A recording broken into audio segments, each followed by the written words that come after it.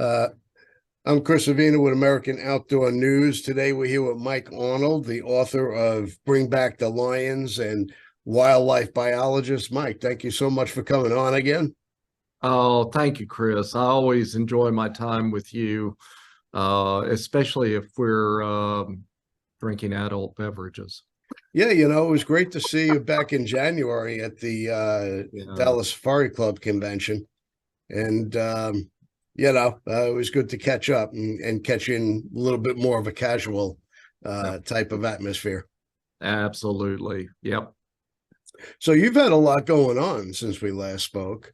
You flew to Africa again, Yeah. and you were on a Cape Buffalo hunt, among other things. So, tell Yes. me a little bit about how you got there, what you did there, and where we go from here.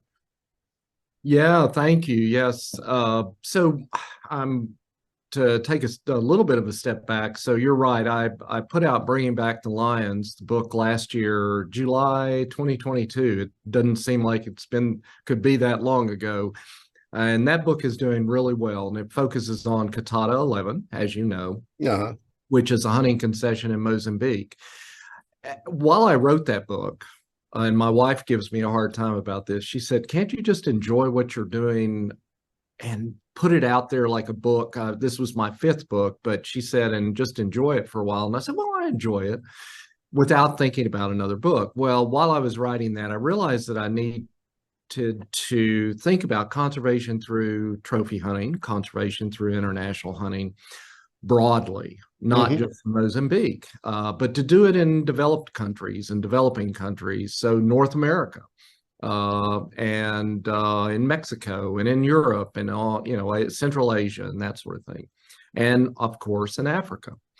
So in March, the trip that you alluded to, I went to Cameroon because I wanted to see a totally different setting. Number one, I've always wanted to go to Cameroon and hunt. Okay, I'm a Sure. passionate hunter, but for the book and for other articles, some of which are going to appear in American Outdoor News, as you Yes, know, they do.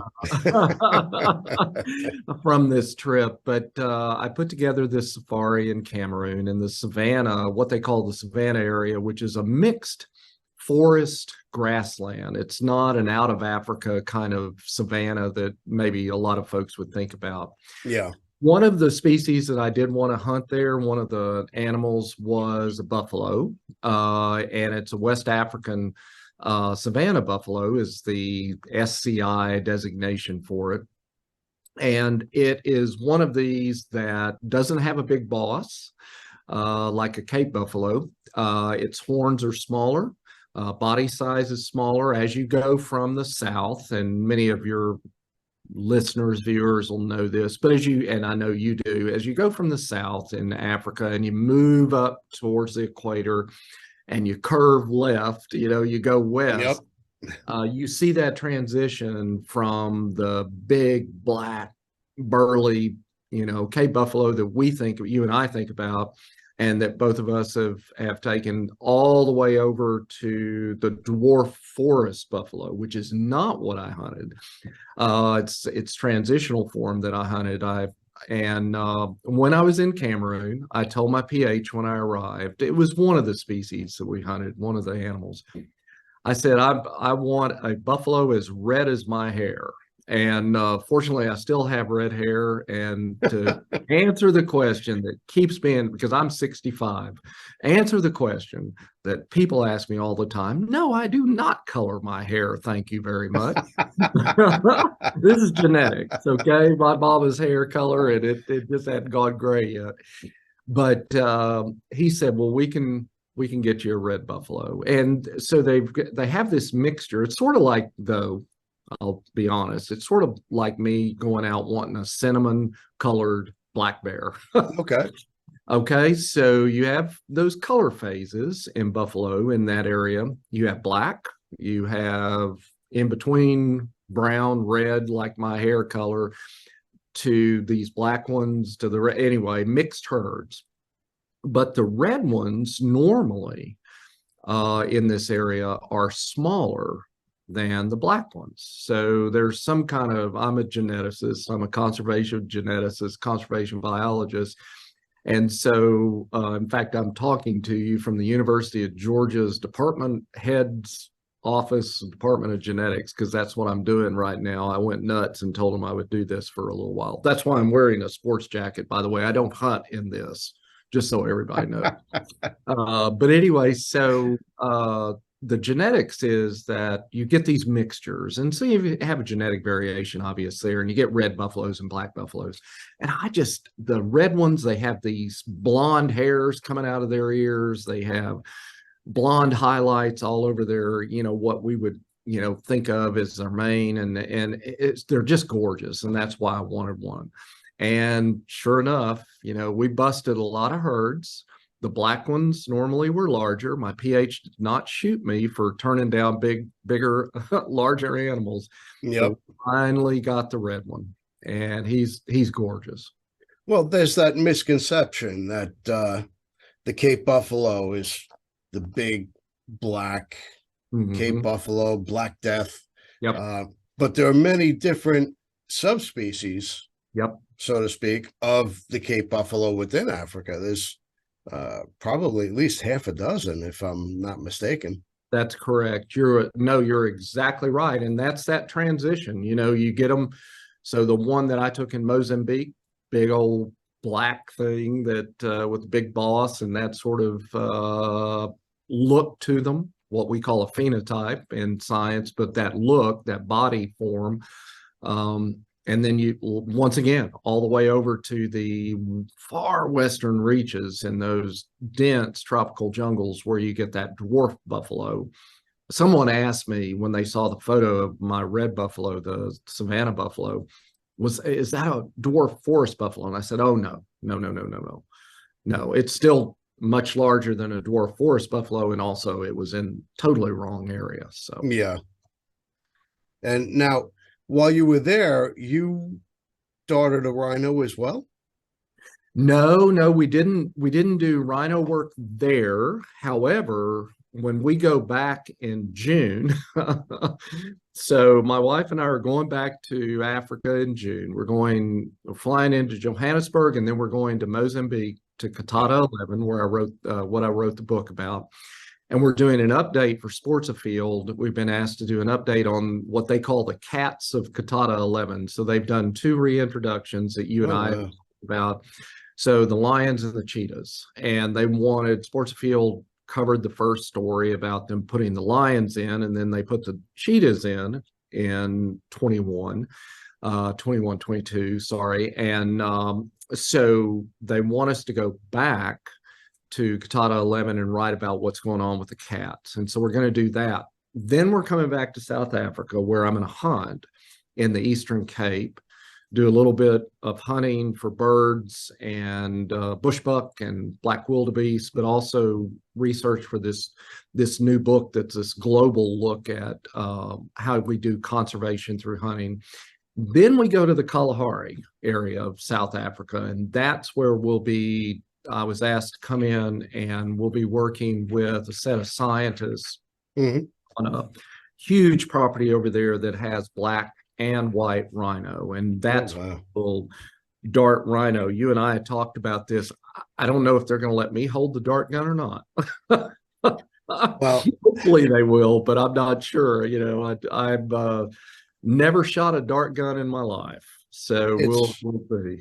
It's not a big deal shooting the dart gun. It's pretty accurate, and it's like shooting a paintball gun. And well, you've done it. You did a green rhino hunt, and so that's cool. I did, and it's kind of funny because I never hunted big game like that before, and or dangerous game. So that was my first foray into the big 5 or any type of dangerous game aside from black bear. These things are huge. So, needless to say, I was a little nervous going in, and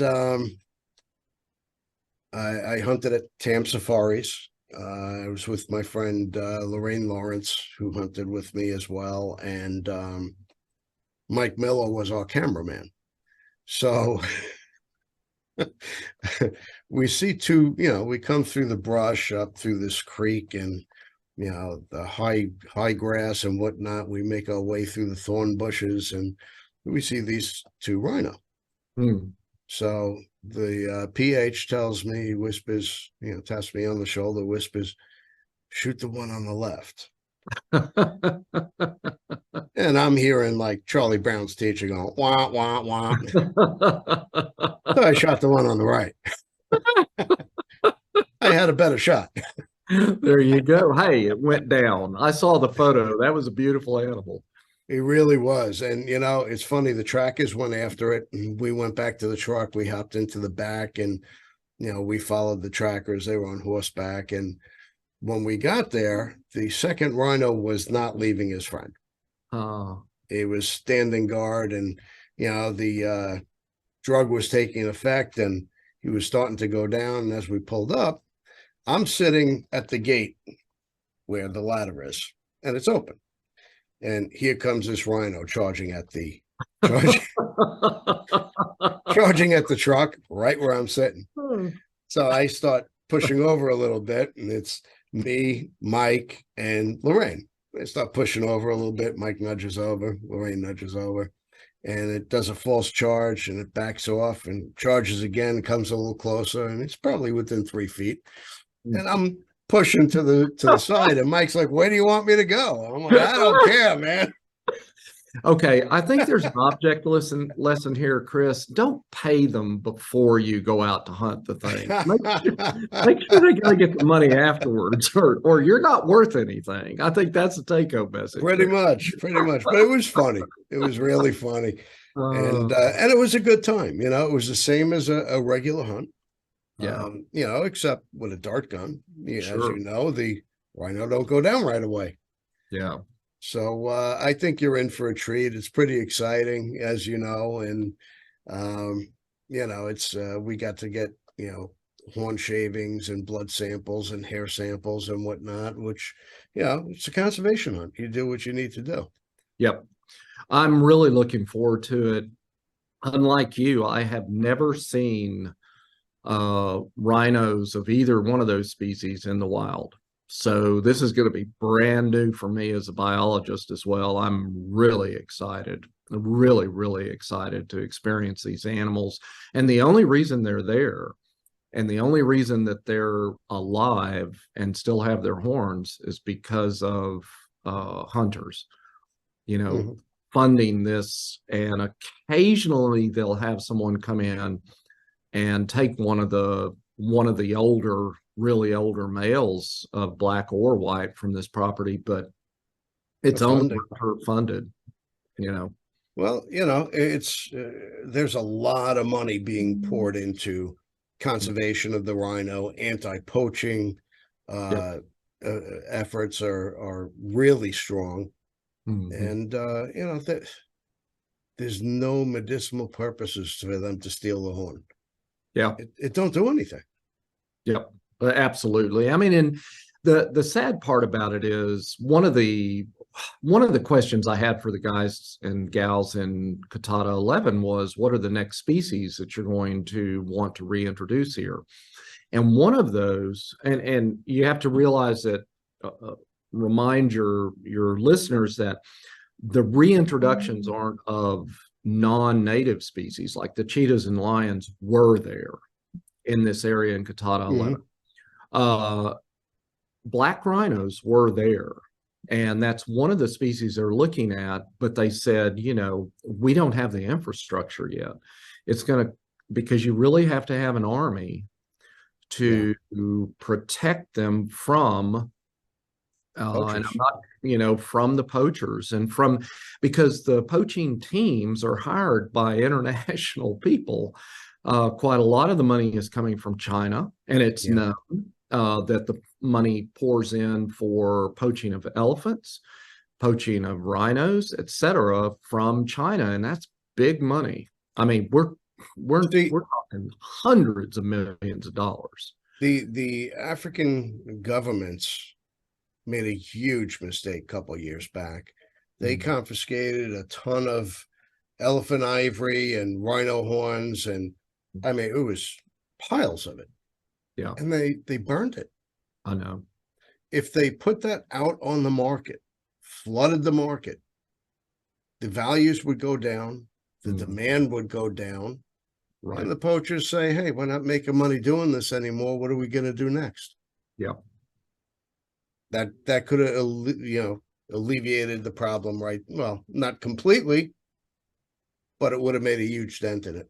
It could have easily made it also made a huge difference in that particular time frame. But Chris, you and I also know that it could have led to a different model, right? Of these governments realizing, okay, when we do this, we can get scads of money in for our conservation efforts and into our funds for our hunting concessions and national parks and all of these sorts of things to protect them from wood poaching or whatever it happens to be that they need to do. But the other thing, though, the sad part about this is much of why they did that, much of the motivation was because of radical animal rights activists in the West. From our country, from Europe, from England, etc. A lot of pressure comes on these countries. And basically the pressure is, well, if you don't do what we tell you to, your tourism is going to go away. And that's a false dichotomy because the real important tourism for most of those countries, for many of those countries, is from hunters. We bring in so many more dollars than photographic tourism will ever do. And, that the green, quote unquote, tourism of the animal rights activists just don't bring in that kind of money. So it's a false economy, but that's the threat that is over there. Simple truth of the matter is these animal rights groups, they're not as informed as we as hunters are. We're really the boots on the ground, and they're raising millions of dollars and they're putting it into hate campaigns. None of that money goes into the conservation that we put in. Yeah. Well, they're losing. The thing about it is that, and that's what I, tried to explain, and you've read the book. I mean, I've highlighted how for non-hunters, not anti-hunters, but for non-hunters in particular in that first book, how the hunting dollars, where do they go? Are hunters really only coming over and killing an animal, lopping the head off and heading home, and of course that's what we do. And, where does the money go? Why does it work? Why does this model work as opposed to photographic tourism, for example, that doesn't work? It tears up more land. And as a biologist and scientist, I can talk to people about carbon footprints and say, look, hunting leaves no carbon footprint behind because you have to keep the habitats intact to have the animals there for the few hunters that come through compared to photographic tourism. Sure. But the thing about it is that what people come to understand when we start to explain this is, oh, okay, I see how the money develops communities and causes those communities, the local communities, to want to conserve their animals and plants and all these different habitats. Because I know it sounds crass at some level, but it really is a true statement. If it pays, it stays. And, for those developing countries that are hurting for money, to prove to them and to show them what that economy looks like with hunters coming through, it amazes them. And they realize, holy smokes, we can develop what is essentially a middle class situation for our people in these areas compared to their countrymen and women elsewhere. Once that becomes evident and apparent to them, they're very intelligent, very smart, and they go, this is what we want. And they know how to, take care of their own resources. That's the bottom line. The animal rights activists do not. Well, I like I said, they're not educated the way, the people with the boots on the ground are. Exactly. They have hands-on experience. They're not just keyboard warriors. Yep, absolutely. So Bring Back the Lions. Is there going to be a second part or a next book coming? There is a next book coming. Now, I'm going to tell you, I was on Larry Weishuhn's podcast last week, I guess it was. We recorded one. And he said, "So what's the title of your new book, Mike, that you're working on right now?" And I said, "Well, I'm going to tell you what my title is. It's the first part of the title, but I'll tell you that two editors that I've spoken with and my book agent hate my title, so I don't think it's going to last." And Larry just laughed at me and said, "Well, tell us anyway." I call it Many Paths to Eden, and what I meant by that initially, so it's a placeholder for, but anyway, it's what I mean by that is that there's a lot of models used around the world, whether we're in developed countries like the US or developing countries like Cameroon, but they all lead to ecological restoration, ecosystem restoration, and conservation, and then community uplift, people having their quality of life improved. Sure.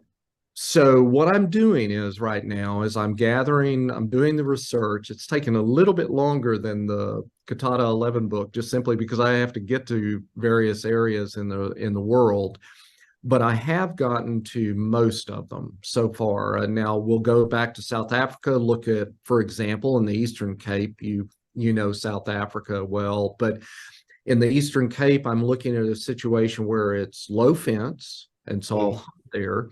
It's low fence. We're going to go up into the mountains and hunt birds as well, gray wing and other species of birds. But we're looking at a mixed agricultural system and game farming, if you will. Now it's low fence, so those game are hopping back and forth, obviously, anywhere they want to go. But I wanted to look at a situation where in South Africa, I already have a high fence situation that was gorgeous, Blowkrantz in the Eastern Cape. I recommend it to anybody. It's 100,000 acres of, you don't ever see the fence, but it's a beautiful area. But so I have that as an example, but this is a mixture that's different, the way they do it. And then, of course, we'll go to the Kalahari. That property, which is, goodness, 250,000 acres, maybe something like that. It is high fenced to protect the rhino, right? Yeah. And so that's a situation that's very different, but it's also funded by hunters. So I'm doing that, and we have Cameroon, and we have the Yucatan, and we have this. And then in October, many of your viewers and listeners will probably write me letters and ask me if I'm gone crazy, but we're going to Pakistan for 3 weeks. Yeah. Now, that's exciting. It is. And we're going to go all the way from the Thar Desert in the far south, all the way through to the Himalayas. And our host there is a hunter. He is also lives in Karachi, he and his wife. He's also owns a pharmaceutical company. He knows all these people. He does community outreach all the time. I'll hunt a little bit while I'm there for one of the antelope species. So it's called the Indian gazelle, but it's in Pakistan. So I'll hunt for the chinkara is the other name for it. Well, they're bordering countries anyway, Pakistan. They're bordering countries anyway, Pakistan and India. Absolutely, and it's in that area in the Punjab where I'll be hunting. So we'll do that. We're going to be looking because I wanted a Central Asian example, as well, and thought about Tajikistan. That didn't really work out, but Pakistan did, and I was amazed, that we actually. I didn't see myself going to Pakistan. Let's just put it that way. But this has worked out real well. It's funny you mentioned the high fence, and a lot of people say, I don't want to hunt high fence. 100,000 acres. Well, that's the silly part. And also you and I both know. So one of the animals, that was my first safari.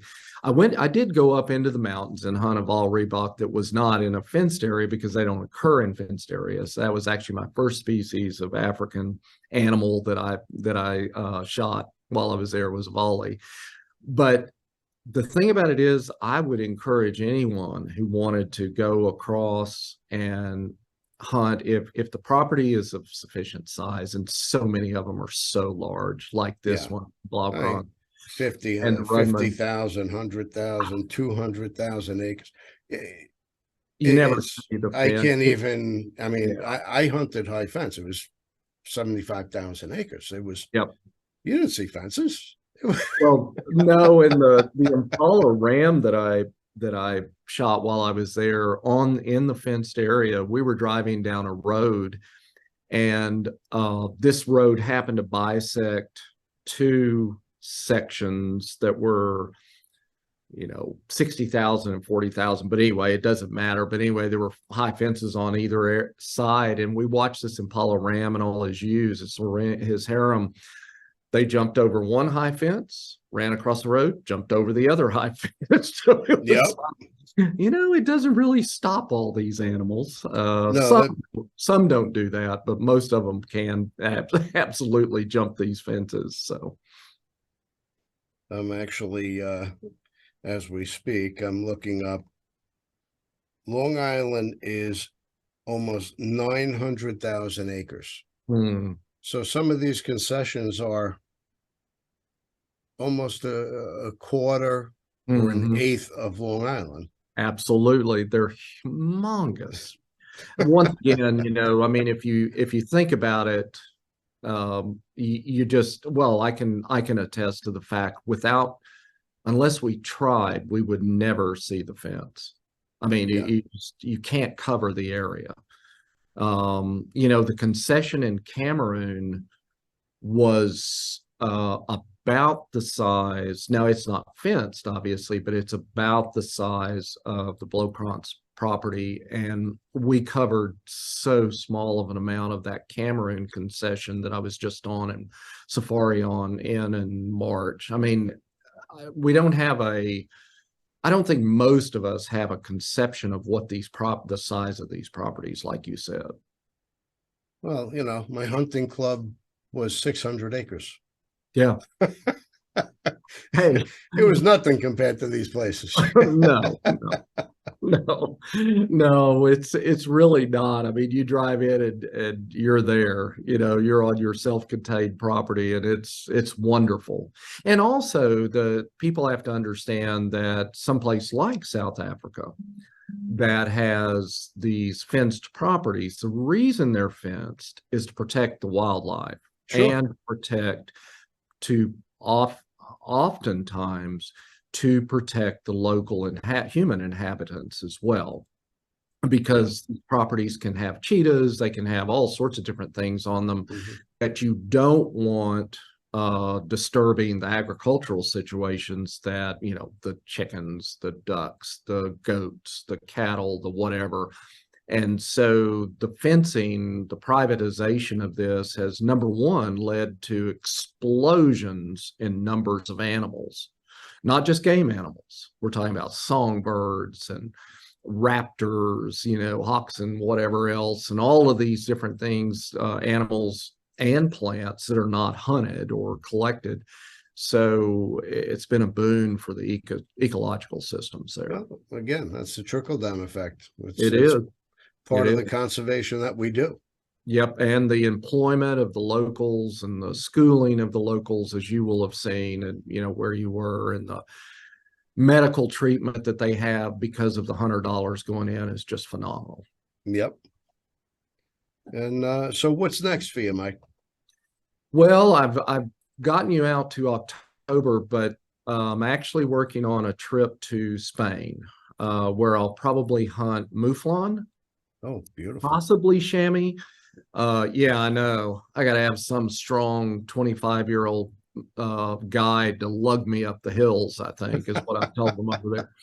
I'm not sure I'm up to climbing those mountains. I'll climb the mountains. So that is maybe this fall as well. We're working on that right now. I'm working with a conservation research organization over there, but it's a conservation research organization that is built on hunters and hunters' dollars. And they're the reason that the ibex is back in Spain. They're the reason the chamois is doing well. They're the reason that the mouflon is doing well. And they're the reason that many, the lynx, which is not, hunted, they dump partridges out onto these properties for driven hunts that people quite often anti-hunters will castigate. Oh, these poor birds. Well, those poor birds are driving the raptors to increase in numbers that we've never seen before as biologists in these places, bringing them back from extinction. And they're also allowing the European lynx, which is one of the most endangered species in the world, to skyrocket in numbers. Wow. One of the properties went from 0 to 40 lynxes just because of these release where they, have these European driven hunts. Yep. And so the lynxes were going, holy smokes, look at all the birds. People don't realize that's a lot on one property, though. Absolutely. Oh, it's huge. And once again, they were really predicted to be extinct by now. Not extinct by now. But they are extinct in those areas where there's nothing to support them, in terms of food and habitat. So, but anyway, so that's the other thing. Now, from there, I don't know, Chris, I'm going to be writing, probably send you some more articles until you tell me to stop. I'll take all you got, all you want. All right. Well, I appreciate your time. Where can we find Bring Back the Lions? So if folks can type in bringingbackthelions.com. Okay, now just one word, bringingbackthelions.com, no spaces. That will take them to the page on my website. And if they order it there, they'll get a signed copy. Now, if they can also go to Amazon, they can go to their bookstores and order it. Just ask them, type in bringingbackthelions.com. But if they do that, then I don't see them, so I don't end up signing them. Okay. So those are the bringingbackthelions.com. They can get a signed copy, but they can go on to any one of the other sources as well. Well, I read your book. It's a great read, really informative, and I highly recommend it. Thank you, sir. All right, Mike, I appreciate your time. Look forward to talking to you again, and good luck on your trip this year. Thank you, Chris.